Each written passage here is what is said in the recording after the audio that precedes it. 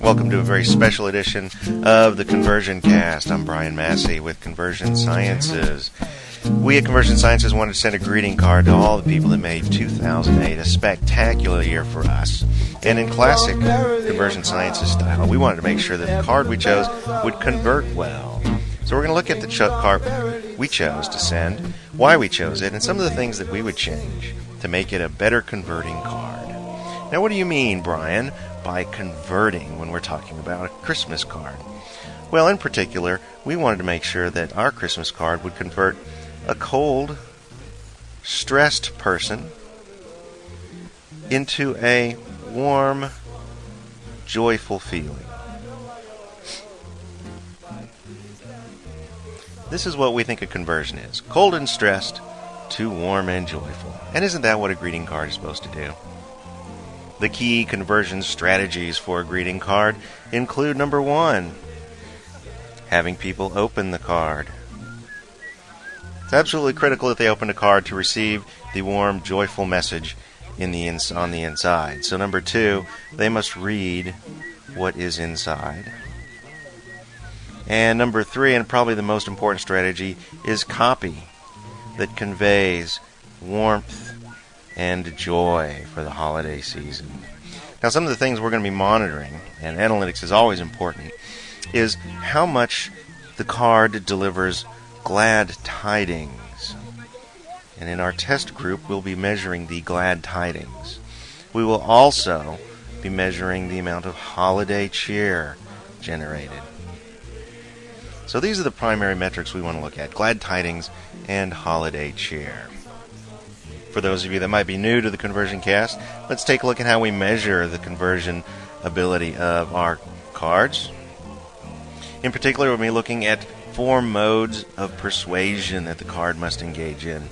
Will our readers be making decisions quickly or slowly about whether to open and read the card? And will they make the decisions emotionally or logically?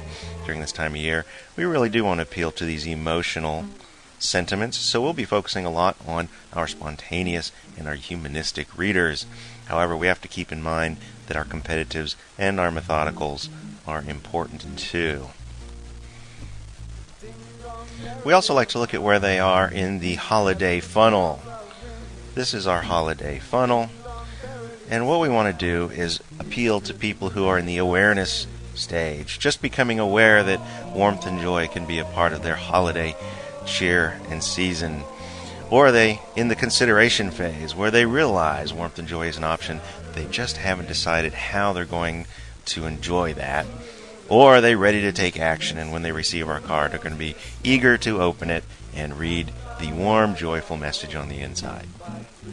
Now, for the cover of our card, the most important thing that the cover of the card can do is get them to open it. Now, to hint at the message that Conversion Sciences wants to deliver, we chose a card that said Merry Christmas. Now, there's been some debate about whether Merry Christmas will convert as well as a more general card, such as Season's Greetings. This is generic, more generic. It doesn't speak to a particular religious persuasion. However, we at Conversion Sciences believe that the more specific you can be, the better. And also that transparency, that they understand what your business is about, is a good thing. Now, part of our cover, we chose some strategic items. Number 1, a young child carrying a Christmas wreath. The Christmas wreath, of course, conveys that this is a holiday greeting card, and young children are great. But the coup d'etat, the thing that will most likely get people to open, is the use of the puppy. Puppies are a universal, highly converting animal and can be used on a variety of greeting vehicles for any season, just about. Now, the intelligent folks over there at Marketing Experience did do an extensive test of the use of animals on greeting cards, in which they tested the puppy against a number of other animals, including a little cuddly bear. I believe they tested an aardvark, an ocelot, and a badger. They also even tested, very positively, deer.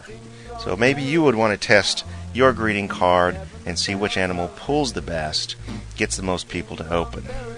The thing about the puppy is that it draws the eye very naturally. And so we'll want to put a message somewhere nearby that encourages the reader to open the card. So perhaps near the puppy, we will place "Open for warm message." And if we want to put this in kind of a starburst to make sure that people don't miss it, that would be a fine addition. So placing your primary calls to action, which in this case is open the card, near graphics that are that will draw the eye, is a great way to get your first conversion. We believe that our little boy puppy combination is really going to have a strong influence on our spontaneous and our humanist readers. Now, for our competitives, we need to have something a little bit more of a payoff for them. So perhaps we would use this space underneath Merry Christmas for a message something like, open this card to get a feeling of warmth and joy. This is a real strong payoff statement, and it follows right from the headline, which is Merry Christmas. Our competitives are really going to be interested in that sort of thing. Finally, for our methodicals, we might come down here and give them a little bit of detail, such as who painted this, when, and what the title was. The title of the painting that was used on this card.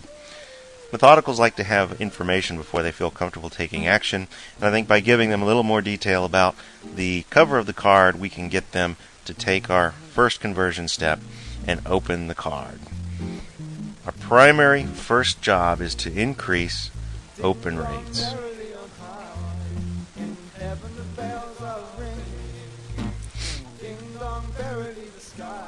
So let's assume we've taken that first step and we have opened the card. We've had a conversion to the inside of our greeting card.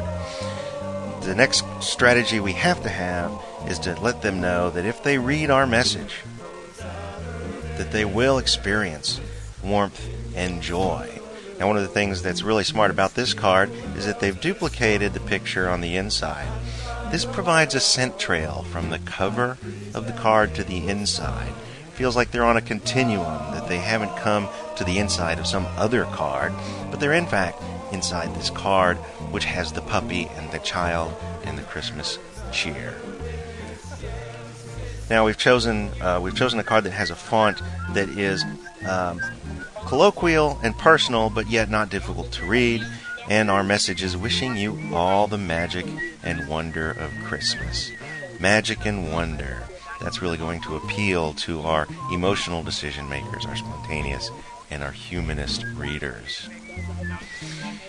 And since it's difficult to manufacture cards in volume that are personalized, I think this card's done something very smart.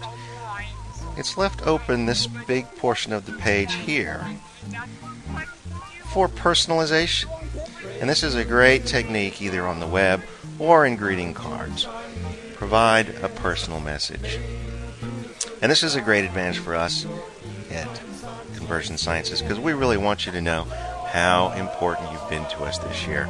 We want you to have warm feelings this holiday season, and we of course want the ratio of glad tidings to less than glad tidings to be very high. We also want you to experience an immense amount of holiday cheer. So here is our message for you. Thank you for being with us this year, and we hope you have a great holiday season and a Merry Christmas.